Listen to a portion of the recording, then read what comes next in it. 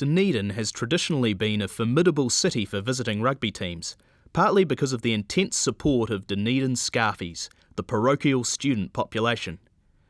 Dunedin is home to Otago University, the oldest university in New Zealand.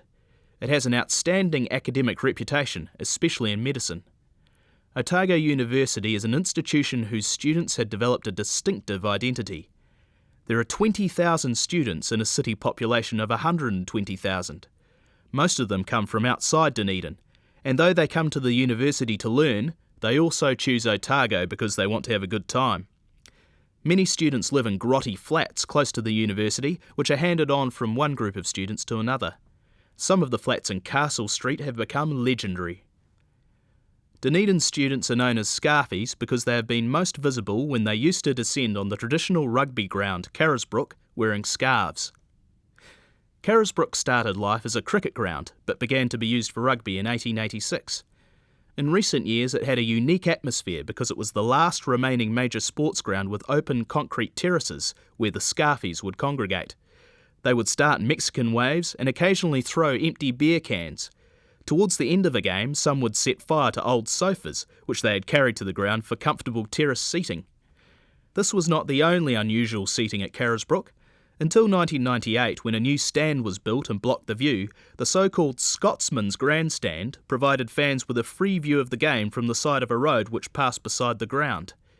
It is even remembered that on occasion trains would stop on the track above the ground to allow passengers to watch the final minutes of an epic encounter.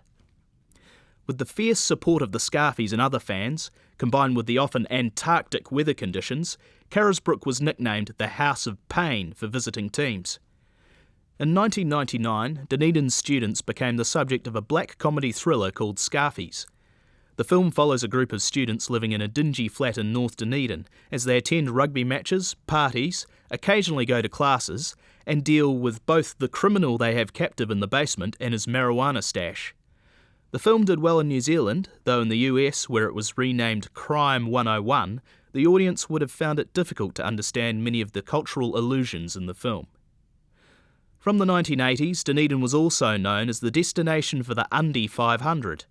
This was an annual car rally between Christchurch and Dunedin.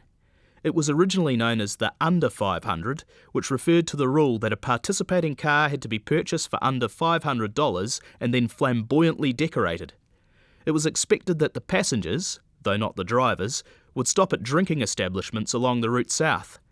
When they arrived at the university in Dunedin, the streets would be taken over for a party. Sadly, the good-natured character of these traditions did not last. The 2006 and 7 events were marked by drunken riots around Castle Street. Couches were set on fire and police pelted with bottles. The event was then cancelled. Nor will the Scarfie traditions at Carisbrook last. In 2011, a brand new covered stadium opens in downtown Dunedin, and Carisbrook, like the Undy 500, will become a thing of the past.